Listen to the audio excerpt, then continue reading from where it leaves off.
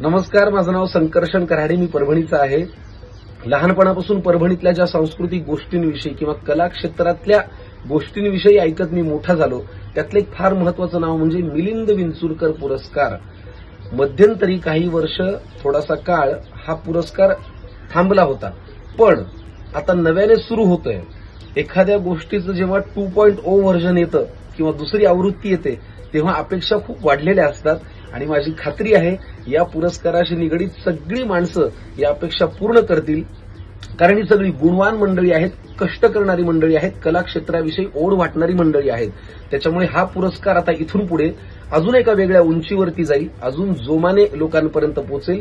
तर मिलिंद विंचुरकर पुरस्कार या संपूर्ण सोहळ्याला माझ्या मनापासून शुभेच्छा। यंदाच्या वर्षी हा पुरस्कार प्रदीप वैद्य सरांना देण्यात येणार आहे।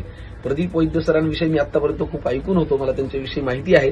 सरांचं फार मनापासून अभिनंदन आणि खूप छान वाटतंय की आपल्या परभणीतली अजून एक सांस्कृतिक चळवळ परत एकदा नव्याने सुरू होते आहे।